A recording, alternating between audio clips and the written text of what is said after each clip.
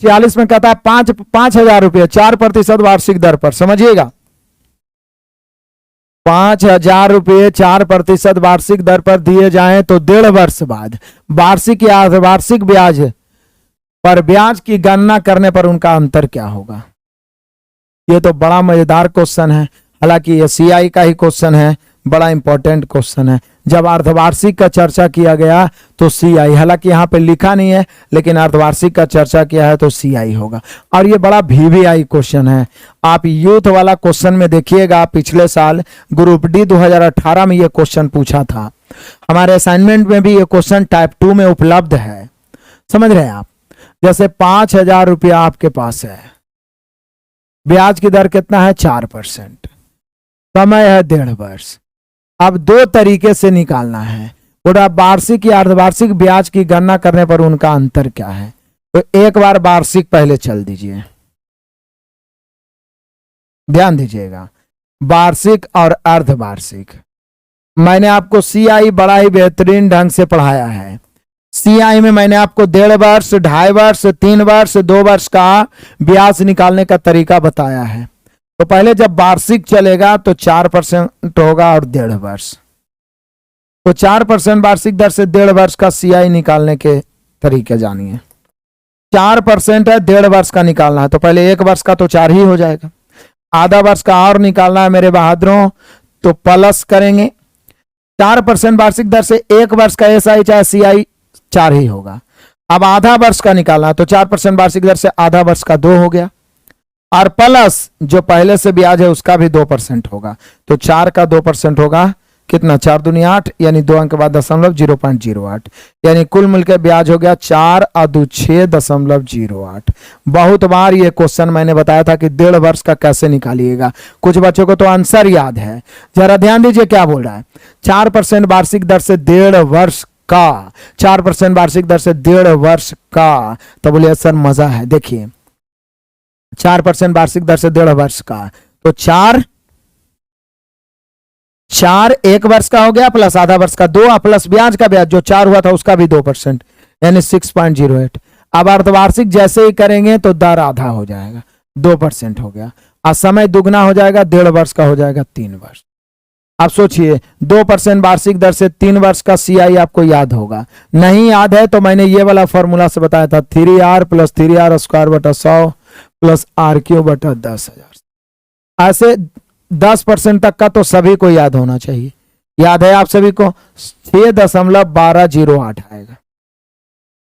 आप सोचिए यही दोनों में हम लोग से अंतर पूछ रहा है, तो बोलिए सर 4 अंक के बाद दशमलव उधर है, इधर भी 4 अंक के बाद दशमलव बैठा देते हैं, ये दोनों में अंतर निकाल लेते हैं। पहले घटाइए, 8 में से 0 घटेगा 8, 0 में 0 घट गया 0। अब यहाँ देखिए 2 में से 8 नहीं घटेगा, 12 में से 2 घटेगा 4, फिर यहाँ 0, 0 में से 0 गया 0, फिर 6 में से 6 घट गया 0, यही हो गया अंतर। लेकिन ये तो परसेंटेज के रूप में अंतर हुआ ना जी। तो अब निकालना है हम लोग को निश्चित राशि। कुल धनराशि कितना दिया, 5,000। 5,000 की तुलना 100 से अंतर ज्ञात करना है तो 0.0408। ये सब क्वेश्चन रिपीट करिए 4 बार 5 बार और रट जाइए। देखिए ट्रिक है का मेरे बहादुरों, ये सब क्वेश्चन मैं बताया हूं, बहुत बार बताया हूं, और 10 क्वेश्चन में एक आगो क्वेश्चन ऐसा मिलता है जो टाइम टेकन है। इसलिए तो मैं बोलता हूं कि आप सब तरह के क्वेश्चन को धुआं करिए। तो काटिए, अब 2 शून्य कट गया, बाकी गुना करिए। ये 50 है तो 1 0 तो हम पहले देते हैं, 8 × 5 = 40 के 0 बचा 4, 5 0 0 तो 4 हो गया, 5 चौके 20 के 0 बचा 2, 5 0 0 2। अब तो 0 बार लगेगा तो इधर 0 दीजिए चाहे नहीं। 4 अंक के बाद दशमलव है तो 4 अंक के बाद दशमलव हो गया, 2.04। बहुत सारे बच्चों को आंसर याद था क्योंकि कम से कम 10 बार ये क्वेश्चन सेट में रिपीट हुआ है, यूथ वाला में रिपीट हुआ है, सुपर 50 में भी मैंने रिपीट किया है। पूरा धुआं होगा, जिसको छोड़ के जाना है जाइए, क्योंकि बीच में हतोत्साहित मत करिए। क्लियर है सारे शेर बहादुर? तो चलिए आगे बढ़ते हैं, बड़ा मजे से आ जाइए। करा एक व्यक्ति ने एक बैंक में 6,000 रुपया 5% साधारण ब्याज की दर पर जमा किया। एक अन्य व्यक्ति ने 5,000 8% चक्रवृद्धि ब्याज पर। 2 वर्ष के उपरांत उनके ब्याजों का अंतर क्या है? तो कोई दिक्कत नहीं है, सिंपल है, ब्याजें तो निकालना। देखिए 6,000 मूलधन है, 6,000 की तुलना 100 से 5% साधारण ब्याज की दर पर जमा किया, और एगो है 8% चक्रवृद्धि ब्याज पर जमा किया। तो इसका साधारण ब्याज निकाल लेते हैं। 5% वार्षिक 2 वर्ष है, देखिए 5% है, 8% है, 2 वर्ष है। इधर है SI, तो SI 10 हो गया। इधर कितना है मेरे बहादुरों CI, तो CI कितना हो जाएगा, तो CI हो जाएगा 8% वार्षिक दर से 2 वर्ष का। 2 वर्ष का CI होता है 2R + R² / 100, तो 8 दूनी 16.64। हालांकि हम चाहते तो अंतर कर तुलना गुना कर सकते थे, लेकिन दोनों में मूलधन सेम रहता तो दोनों अलग अलग है, इसलिए 6000 की तुलना 100 से, साधारण ब्याज निकालना है 10 से। फिर आइए 5000 की तुलना 100 से, चक्रवृद्धि ब्याज निकालना है तो 16.64। अब दोनों का अंतर तो निकल ही जाएगा, काटिए 2 शून्य 2 शून्य, यहाँ पे 600 हो गया, यहाँ पे काटिए, फिर 2 शून्य से पॉइंट काट दिए, चालाकी से छोटा हो जाएगा, 50 दूनी 100 और 2 से इसको काटेंगे तो 832, तो यहाँ पे 832। अभी दोनों का अंतर लिखने के लिए किसी को इंजीनियरिंग करने की जरूरत नहीं है, इंजीनियरिंग करने की जरूरत नहीं है, सारे बच्चे 232 ले आए हैं। मजा आ रहा है सारे शेर बहादुरों को, मजा ही मजा है, आनंद ही आनंद है, तो आनंद उठाइए मेरे शेर बहादुरों। चलिए आ जाइए क्वेश्चन नंबर 48। क्या आनंद है? कह रहा है किसी राशि पर अर्धवार्षिक रूप से देय चक्रवृद्धि ब्याज और उसी राशि पर 1 वर्ष के सामान्य ब्याज का अंतर 180 था। यदि उन दोनों स्थितियों में ब्याज की दर 8% रही हो तो मूल राशि कितनी है, बताइए। तो यहां पे जो लगेगा, क्या बोल रहा है, किसी राशि पर अर्धवार्षिक रूप से देय चक्रवृद्धि ब्याज और उसी राशि पर 1 वर्ष के सामान्य ब्याज का अंतर 110, यदि उन दोनों स्थितियों में ब्याज की दर 10% रही हो, तो बोलिए 10% वार्षिक दर है, इस पर कई 1 वर्ष का ना है, दोनों स्थितियों में ब्याज की नहीं कुछ बोला तो सीधे 1 वर्ष।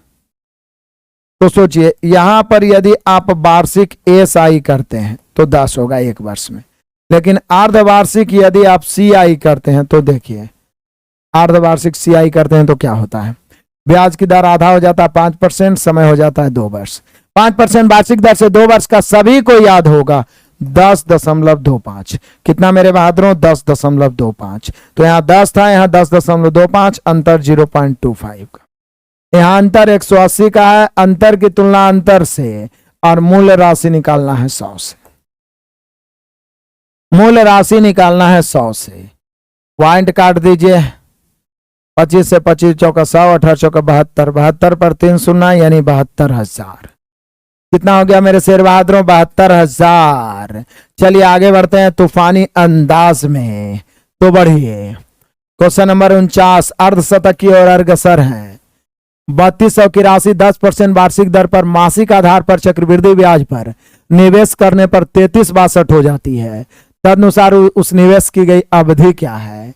समझिए, आप याद करिए, CI में दर या समय ज्ञात करना है तो सबसे आसान तरीका मैंने आपको बताया था, CI में दर अथवा समय ज्ञात करना हो, CI में दर अथवा समय ज्ञात करना हो तो क्या करेंगे मेरे बहादुरों, मूलधन एंड मिश्रधन का अनुपात प्राप्त करेंगे।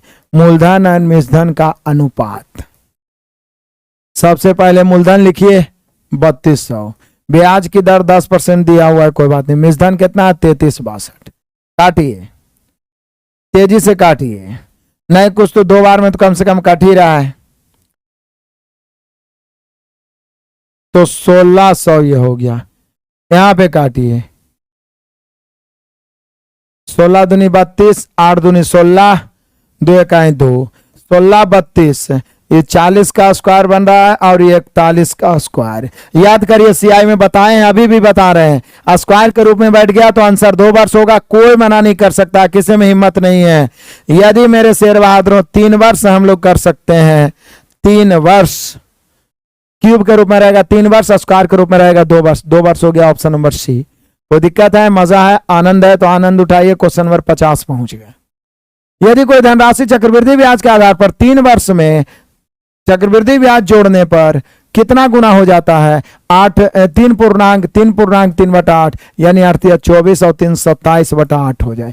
किसका? मूलधन का। 27/8 मतलब मूलधन 8 और मिश्रधन हो जाए 27। निश्चित है 3 वर्ष है तो ऑलरेडी क्यूब के रूप में बैठा हुआ है, निकालना है दर, तो मूलधन मिश्रधन का रेशियो, तो 3 वर्ष है इसलिए 2 के क्यूब और 3 के क्यूब के रूप में है। तो 3 वर्ष है तो क्यूब है, जब 1 वर्ष का निकालेंगे तो क्यूब हट जाएगा, यानी हो जाएगा 2:3। अब सोचिए मेरे बहादुरों, मूलधन मिश्रधन का अनुपात हो गया 2:3। मूलधन मिश्रधन का रेशियो कितना हो गया 2:3। तो 2:3 हो गया, तो देख लीजिए बढ़ कितना गया 1/2 × 100। काटेंगे मेरे बहादुर, हम लोग का आंसर हो गया 50%। जब तक तोड़ेंगे नहीं तब तक छोड़ेंगे नहीं। बड़े चलो मेरे तूफानों, बड़े चलो मजा ही आनंद है। सभी का आ गया। चलिए आगे बढ़ते हैं तूफानी अंदाज में। सभी को शेयर करो, अधिक से अधिक बच्चों का जुड़ाव होना चाहिए। खाना पीना आगे में रख लो, खाओ पानी पियो फटाफट। और आज का बेस्ट मोटिवेशन, अपने आप को तरोताजा करो। कल जो होगा सोचना छोड़ दो, कल जो होगा सोचना छोड़ दो, बस मेहनत करके सारे रिकॉर्ड तोड़ दो, मेहनत करके सारे रिकॉर्ड तोड़ दो।